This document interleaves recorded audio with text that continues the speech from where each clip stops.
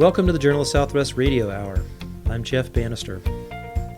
I'm talking today with Dr. Emma Perez, a research social scientist in the Southwest Center and professor in the Department of Gender and Women's Studies at the University of Arizona. Dr. Perez has a PhD in history from UCLA and taught in the Department of History at the University of Texas, El Paso from 1990 to 2003, where she was also chair. From 2003 to 2017, she taught in the Department of Ethnic Studies at the University of Colorado Boulder, where she served as chair as well and developed the department's PhD program in comparative ethnic studies. Perez has published several essays and is author of the book The Decolonial Imaginary, Writing Chicanas into History, which has been cited in several disciplines. She has written works of fiction, including her first book, Gulf Dreams, considered to be one of the first Chicana lesbian novels in print. Her second novel, Forgetting the Alamo, or Blood Memory, was published in 2009 and won the National Association for Chicano Studies Regional Book Award for Fiction in 2011. Dr. Perez continues to research and write on LGBT Chicanx and Mexicanx topics in the borderlands with her latest two projects. Dr. Perez, welcome to the Journal of Southwest Radio Hour. Thank you. I'm happy to be here. So I thought maybe we could start off by talking a little bit about your trajectory as a scholar, as an academic.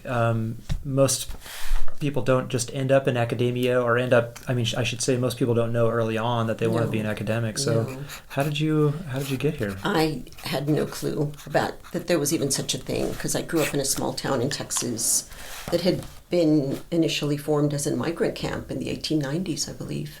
And that's why it was called El Campo, which is basically the camp, right? And my father had a 7th grade education, my mother a 3rd grade education. It was an incredibly racist, sexist, homophobic town, all the things you could possibly imagine when there's 9,000 people, right? I think that there's my father was very pro-education. I really believe that if he'd had a chance to have had a formal education, he would have really been stellar. But he had a 7th grade education. He was self-trained in upholstery. He went to work for NASA because we moved to Pasadena when NASA moved to Houston, and he began to work for them. And the engineers would go to my dad because he was so good at visualizing. I mean, he sent stuff into space, right? I mean, he was making astronaut suits and things that they were using. So he was pretty brilliant. And he passed away about over 20 years ago. My mom, 3rd grade education, very hard worker. Parents, they worked the cotton fields, would travel working the cotton fields, and then finally settled in that small town. And she was a very hard worker too. So there's something about, my dad had they had 5 kids. 4 of us are girls and 1 boy. And my dad was very, very adamant about the importance of education. And he pushed that on us. He knew that he was a World War II hero, and he read avidly. And so, my first sister got her BA, the second got her MA, and then I ended up with my PhD. It was just the way that I don't know. I mean, it was just in that order. And I think that I got interested in wanting to pursue a PhD in history when I moved to California when I was 18. I also moved to California to come out as queer because Texas was not a happy place in the 70s, and California was the Mecca, right? Mm-hmm. It was really the Mecca for if you were queer. LA and the Bay Area, both. The big cities, Chicago, New York, LA. And so I ended up there and didn't know what the heck I was doing. So I went to junior colleges and moved my way up and ended up at UCLA. And I thought I was going to go to law school because that just seemed like the practical thing to do, right? To get a professional degree. No one ever said to me, oh, you should get a PhD. And I think because I'd been studying women's history with some pretty good women's historians, and as well as Chicana history with a really superb Chicano historian who I still have tremendous respect for, my mentor, named Juan Gomez Quiñones. We just had his retirement celebration 2 Januaries ago, yeah. And they really influenced me, and I started to really love history and the archive and historiography of all things. I mean, who loves historiography? My sister would make fun of me, my little sister, because she thought, who says that? I'm an historian. It's like, I know, nobody in my family says it. But I don't know, I think one of the things that happened is that, and I've said this before in different venues, is when I was doing women's history and Chicana history, there were no studies really, not of Chicanas, and there were no Chicana historians except for 2 who had a PhD at the time. Who were also in California? Who were in California. One was in Chicago, but she'd gotten her PhD in California, and the other one was also in California. Latin American studies was usually the area they would go into. There was someone else who was in Latin American. But you know, the way that they're split up, there's the borders, unfortunately. I mean, that's sort of what I try to do in Decolonial Imaginary, is like break open those borders and say Chicano history doesn't just start in 1848, right? Right. So, so I think what happened in grad school is that when I was taking women's history classes, and Chicano history classes, there was a big gap.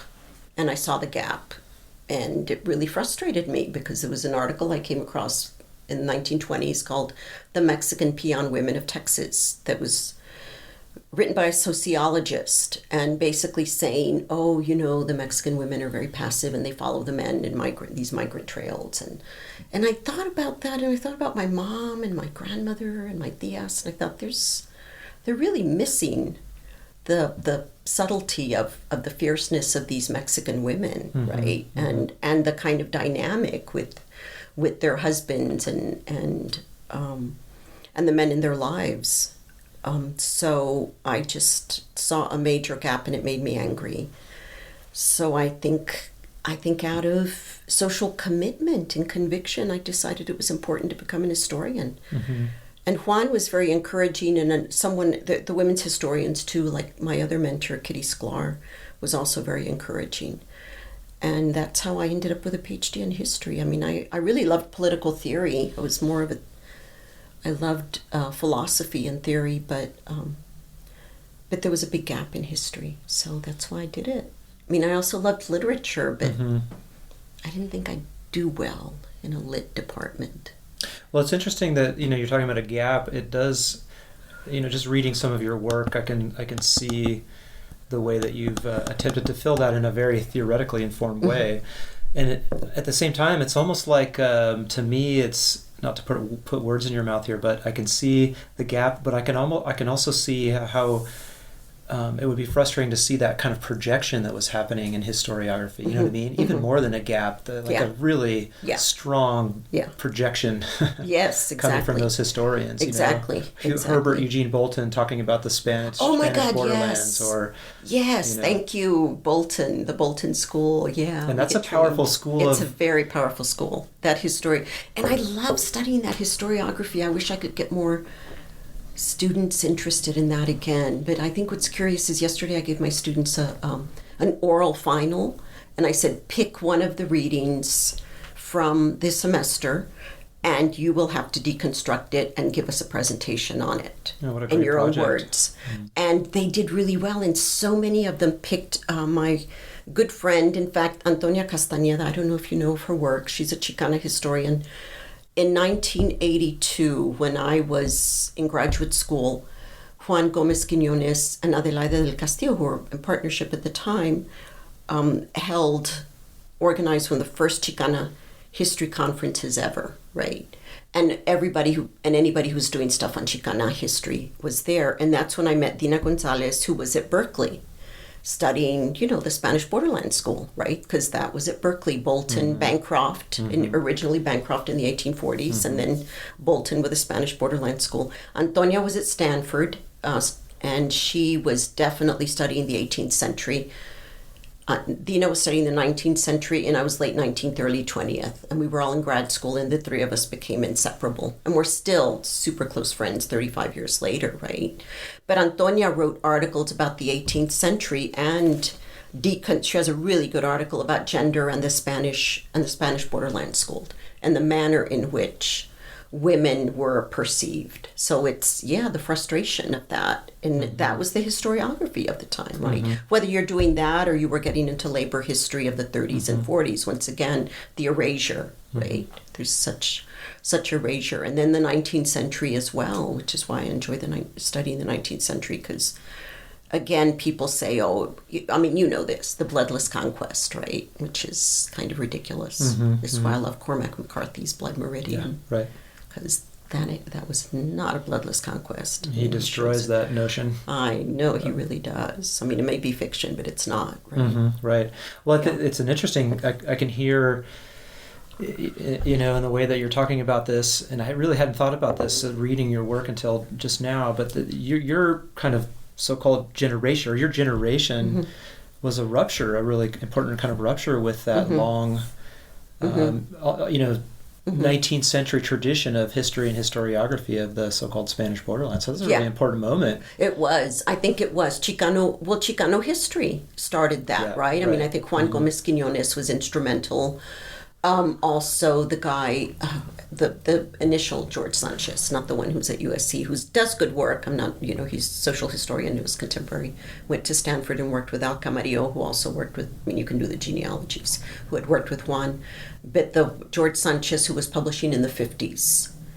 And I think what's interesting about him is how you see the subtle ways in which he's articulating the way that, and this is the 50s, the McCarthy period, right? So the way in which people were being resistant was very quiet, right? In order to survive. Right, you had to kind of be underground. You had to be underground, and he was a professional. I forget where he was, but it was that kind of thing that doesn't get disrupted till the 60s. And then it's like, we're just going to resist. It's not, and this is what we're going to do. But the Chicanas came along, the Chicana historians and Chicana sociologists, literary critics, the few political scientists, anthropologists, they came along in the 80s to disrupt what the Chicano studies programs had been doing, and that they were incredibly machista. They weren't doing, they weren't, I mean, for them, gender was the back seat, right? Like, let's just have the revolution and then we'll tend to gender. Right. It's like, seriously, let's look at the Mexican Revolution. Let's look at the Russian Revolution.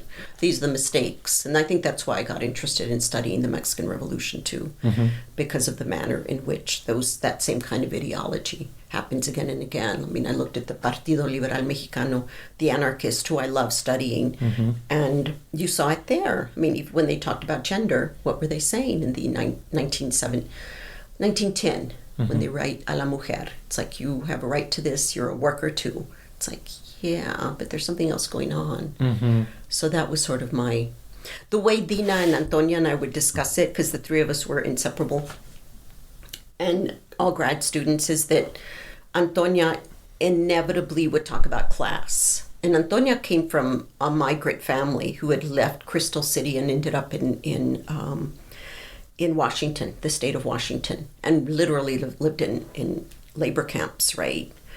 And so for her, class was fundamental. We've got to discuss the issues of class and how that there are distinguishing, you know, things that happen in our community, certainly in the 18th century too, with the California elite, right, versus the peasants. And then Dina, who was from New Mexico, northern, does her work in Santa Fe, and her work inevitably would focus more on race. This isn't to say we weren't doing we were all doing race, class, gender, sexuality. Yeah. But it's the way in which we would each have a different focus. And for me, it was always gender and sexuality coupled with race and class. Like, you can't. So that's how we would learn from each other as well. The importance of never forgetting. You know, that there's so many elements here that we need to continue to consider when we're doing our academic work and community work as well, right? Right. I mean, it's so interesting how I can really hear what you're saying, the way that your rootedness in place, or place is really, because places. yours is a story of movement, like so many people's, and your parents before you, but just how that place experience so informs what you end up focusing on as a scholar. As you know, there's no real distinction to be drawn between your life and your academic life, in a way. There's right? not. I mean, don't you think it's all biography? Even if it's academic work, I mean, people don't think it is. And you know how well, you're in geography, and I'm sure you're trained to be, we don't put the first person in, yeah, right? Absolutely. Our first person experience. We don't. I was in Germany last summer giving a conference. At a conference, I had the privilege of being one of the keynote scholars.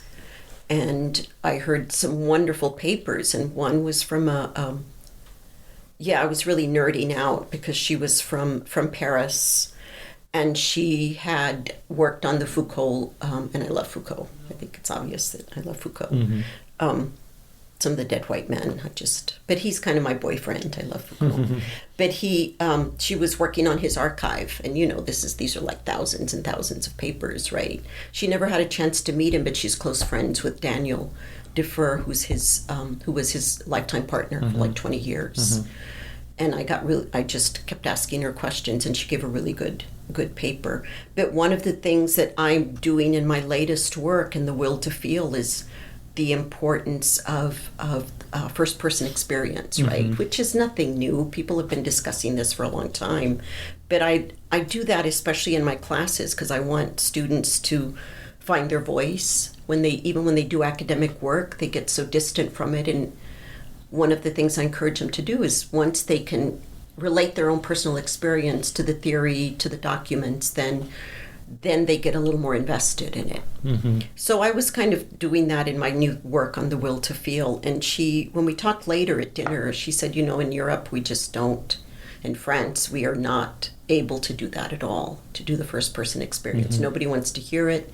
And if you're doing that, then it's not taken seriously. And I think we know that about this country too, but there have been interventions. Yeah, it's opening up. Yeah, I can feel that. Yeah. It's definitely been opening up. I mean, I think geography from the geographers that I've spoken to, certainly cultural anthropologists, right, sociologists too, and in history, it's taking a little bit more.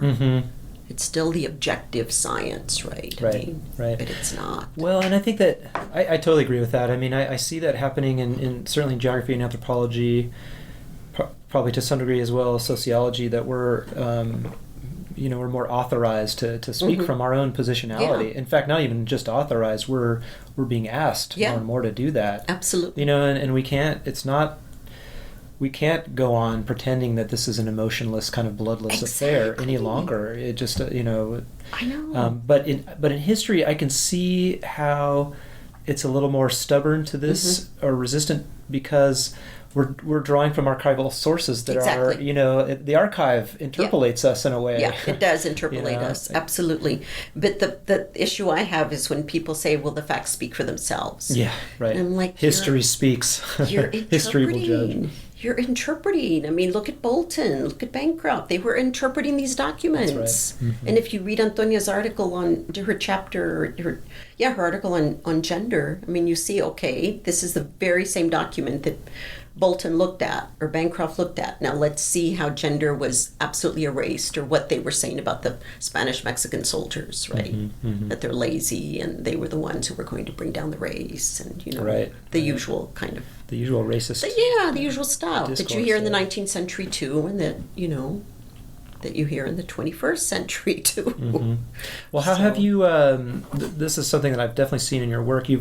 How have you negotiated this, the gaps that you see in the archival material, the lack of particular voices and nuances and subtlety? How do you negotiate that in your research? It's tough, huh? I write fiction. I mean, it seems like a cop-out, but, the reason I wrote Forgetting the Alamo or Blood Memory, which is kind of it's a kind of interpolating Cormac McCarthy's work, right? Blood Meridian. I mean, I like people to catch that. Not everybody does, because so many people are not McCarthy fans. But Right. Yeah, there seem to be two camps around him, Yeah. right? You just love him or you hate him. or you hate him, Right. yeah. But I used to stalk him in El Paso till I finally met him. Yeah. But he was so shy, super shy. So I didn't really meet him. I just said hi.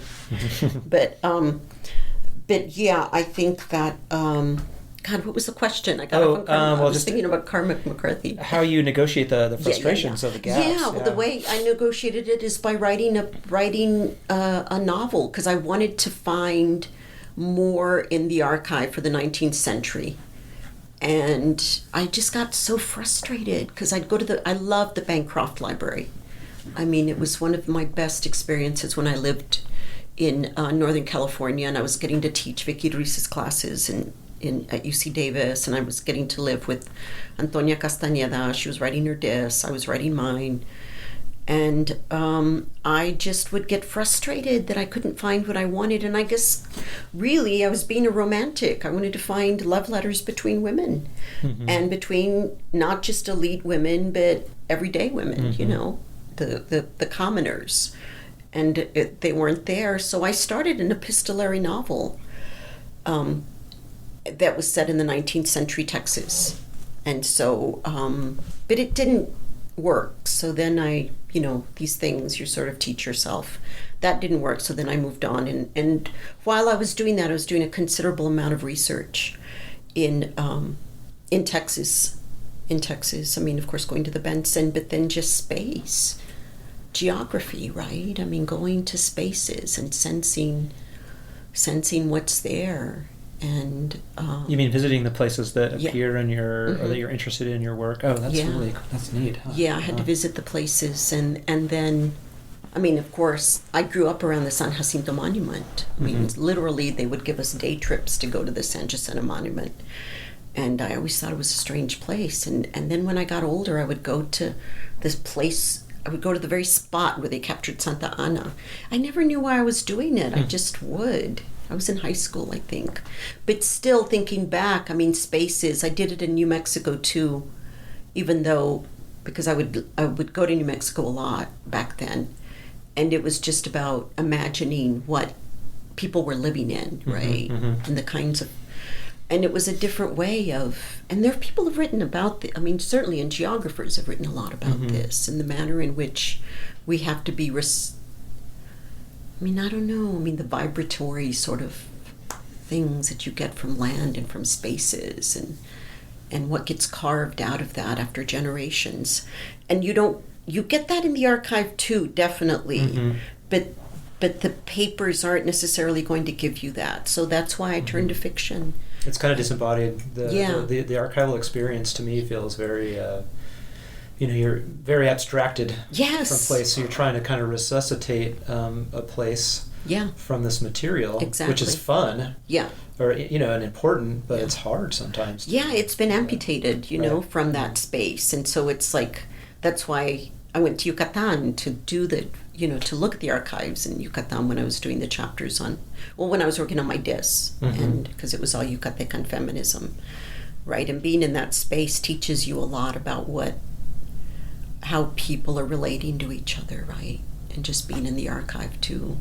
What do you mean by Yucatecan feminism? I don't know. But is this this was one of my dissertation was on of all things on Yucatan, and the socialist kind of revolution there from 1910 to 1918. Oh, I'm sorry, I didn't know that. Okay. That's okay, because only one of the chapters in Decolonial Imaginary is about that.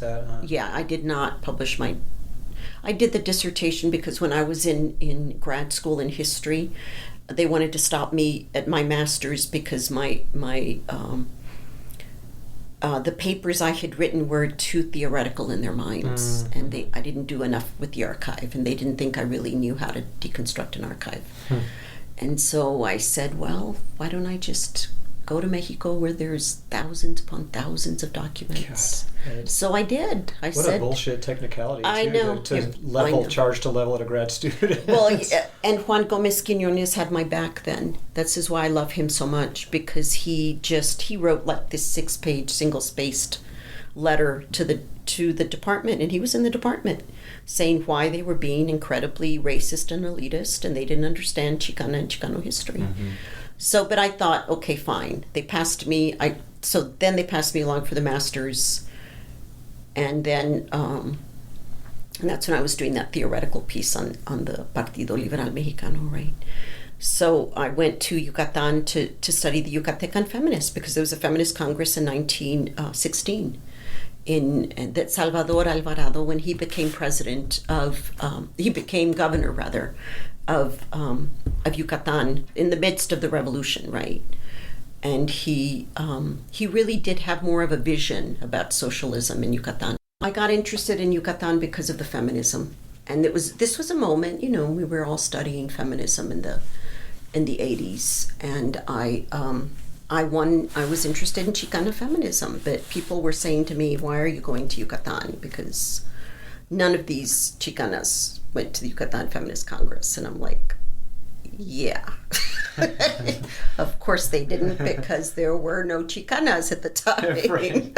No, that little problem. But we had Mexicanas who helped instigate this conference in 1916. And so I found, the way it started is that I found some documents at the Bancroft Library. Hermila Galindo was one of the feminists who presented, and she was from Mexico City, but she was invited by Governor Salvador Alvarado to come and do a paper there. She didn't go, but she did send her paper. And this was very similar to what was happening in the United States. So in a sense, I was doing a comparative with some of the things I'd learned in women's history, right? And the way in which the congresses were occurring in the U.S. and the things they were battling for, because birth control was prominent at the time. Women getting the vote was very important. I mean, these were two of the main issues for women in the U.S., in England, of course, we know. And then in Yucatan too. And the other thing that I found really fascinating, and even more so now, because I have a friend who recently went to the archive to look at some of the prostitutes for the late 19th, early 20th century, and look at the photographs. But police photographs. Yes, the police photographs, but also the importance of the Contagious Disease Acts, right? And that the way the women. In Yucatan specifically, I found some documents to show the papers they had to carry with them because of the Contagious Disease Acts. So all of that was really, and it's the policing. I mean, this is before I was really studying very much of Foucault. I didn't really do that till after I got my PhD, because once they slapped my hand and said, no more theory if you're going to get a PhD in history, then I sort of put it aside and thought, okay, let me just focus on the archive for now, and I will do a narrative.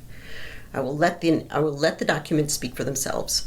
And so that was the disc. That's why I never wanted to publish it.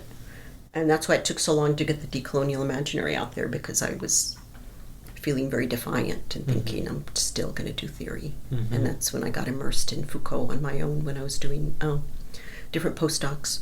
Well, thankfully you did. I know. That seems so obviously clearly related to your, and informative of your I think your so. research. I think so, and his work just helped me tremendously. Still does. I mean, now I'm working on biopolitics and how that is because of lynching and mob violence, and clearly, I mean, people will always say this, so Foucault didn't write about race. It's like, no, he didn't deliberately write about race, but if you look at some of those early lectures, he is talking about race in his own way, but that's not the point. The point is, how does this framework help us as we're talking about, biopolitics? And but anyway, that's how I got interested in Yucatan. So the whole dissertation became different chapters about Yucatecan life, for from about 1900 or 1910 to 1918, that time frame. And then I just put it aside. And but you seem like you're, so in your book, The Decolonial Imaginary, writing Chicanos into history, so clearly you brought something of that experience back. I mean, like you said you didn't chapter for chapter publish that work, but one of the chapters. One of the chapters. Okay, Yeah. yeah. Yeah. Could you talk a little bit about the idea of a colonial? The decolonial imaginary. Decolonial imaginary, and also like just the idea of decolonizing methods in historiography. Thank you. It is about decolonizing methods and in historiography, and that was sort of my intent. I think the way I came to that is that I took have you heard of the theory boot camp that happens in the East Coast? I think it's still going on. It was at Dartmouth that summer, the School of Criticism and Theory. I think I actually heard about it through a podcast of yours that I listened to. Did you talk about it there? Yes, I did. I did, and that's when I had a chance to work with Homi Bhabha, who was the post-colonialist. And I think it's because I was reading so much post-colonial theory in his seminar, and I just learned so much, and I thought, well, post-colonial, the way he explained it is historically specific to British relationship to India, right? Or African relationship to to different parts of Europe. And that wasn't the same thing for Chicanos in the Southwest or in the U.S. and our relationship to Mexico, to Spain, to Anglo-America, right, in the 19th century. And so post-colonial wasn't going to work. And I just knew it wasn't going to work because there was no post here. And I don't know why. So I started looking at something that I call the colonial imaginary. And because I still thought that there are colonial relations here. But because it's not material, because we can't say, oh, look, this is happening in that Marxist social relation sort of way, there's something else that's occurring for people. And people never want to talk about as much because it's easier to do the material. And I think I see some of the criticism that's coming at me now about the imaginary and that is false. But I still hold on to it and think, okay, where did these ideas come from? Right. False in the sense of like it's not materialist, right? Oh, these are hardcore materialist. Right. And I just think you can't be materialist and not think about ideology and not think about, Althusser, right? But I'm really not much of an Althusserian. But really, it's more Lacanian, the imaginary. How do things come to be, right? What comes first?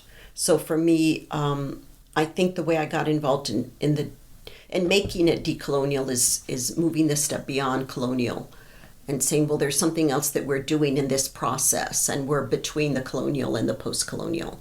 So I really think we're like in that moment historically where we're all kind of deconstructing, because I think of decolonial really as a deconstructive tool, right? And if we choose to use it as a deconstructive tool, then yes, it's a method. How do we do that as a method? And that's how it is. That's how the imaginary kind of comes into play, because we use it methodologically as opposed to thinking, oh, these are specific historical moments, right? So that's kind of the way I came to it. But I know, having studied with Homi Bhabha helped a lot. Studying with Teresa de la Retis, actually she was my colleague, but I certainly saw her as a mentor when I was teaching at History of Consciousness, and had access to people like Hayden White and Donna Haraway and Teresa, and I learned a lot. And Angela Davis, who was right next door to me, which is pretty phenomenal. But I had an opportunity to kind of make some sense of what that meant for me, and I was reading a lot of Foucault and reading some of the post-colonial theorists. Gayatri Spivak was also very important at the time too, and she called herself a decolonialist, really, in her own way. But there are problems now with it, and I think that's why in The Will to Feel I'm going to try to pull that apart a little bit more, because so much is about let's decolonize this, let's decolonize that, and what does that really mean for people? Yeah, that's a good point. I feel like that term is very hip right now. It's very hip, and it's so funny because when I was doing it back in the 90s, nobody was decolonizing anything. And I published Decolonial Imaginary in 1999, and I'm not sure how much Walter Mignolo had done yet. Really, I was learning from Spivak and then Fanon a little bit. But I guess then it just kind of took off and people just started I mean, Mignolo was one of the ones especially who's writing a lot about it. And I like his work. I do like his work, I think. But I think one of the problems I find in some of the decolonialists now, many of whom are Latin Americanist, is that there's a kind of, and this is where indigenous scholars I think have an issue too, is that there is a kind of romanticizing of indigeneity. Yeah. And that's problematic. Yeah. I mean, with your own research, it's problematic to say, oh, well, then these... But it's never, I mean, and Spivak says this too, it's never about reverting back to something. Yeah, right. I mean, and yes, indigeneity, I mean, if we talk about the Aztecas, they themselves were colonizers, right? So then That's what right. does that mean if we're going to decolonize? And it isn't just looking to Europe as the colonizers and just saying, oh, look, the Indian tribes were just all harmonious, and that's the mistake I think some people make. It's like, let's idealize this and make it harmonious, when in fact that's not the point. And this is why historical specificity is so important, right? And specific studies are so important, regardless of whether they're historical. But well, it's so it's so tempting in this moment, and I see it all around me, and I'm guilty of it myself, to invoke an indigenous past that is going to give us some answers to our current predicament. I know. And I think that there are some definite injustices, obviously injustices and racism about that. And yet it's a fine line, because there are knowledges and ways of being that somehow, that I know. I know. It's a funny thing. You can't simply just make an assumption about closeness to place amongst indigenous peoples, especially in this current, in our moment, in our contemporary moment, because that's just to say, well, other people are not contemporary with ourselves somehow, right? That they're not in this so-called modern moment, and yet, there's got to be some way that we can also honor those knowledges and what's come before. And how that's do we? So tricky. And that's so tricky. I mean, it's what we're sort of all learning. I think that's why there's so many clashes right now. There's a big clash with the old school Chicano nationalists, but then the Chicano feminists are being attacked too for being for appropriating indigeneity, right? Right. And I think that, and while there may be some truths to that, I think people aren't looking at the complexities. Because again, it's like, okay, are you really looking at the studies and what people have been trying to say with some of this stuff? Because I know when Antonia was writing about, Amerindian women, she was definitely attempting to not to give voice, but rather to look in the archive and to say, look, we have these indigenous tribal groups, and this is the way these women were treated by some of these colonizers or the Spanish Mexican soldiers, right? So it's not as if it's been erased, it's been there, but we also need indigenous scholars in the different tribal histories, right? I mean, that's really what we need to push on and just get more of those studies done. But I mean, it's kind of easy to idealize and say, oh yeah, the past, but it's not, what part of the past are we romanticizing? Yeah, there is no the past. Yeah, it's so true. But you hear it in popular discourse all the time. Nostalgia. Political circles say, well, history will judge this way, and and I actually talk to my students a lot about that. And I say, well, or I try to bring that in, that there is no historical actor that's got the God's eye perspective that can judge and say, history is meted out in human events.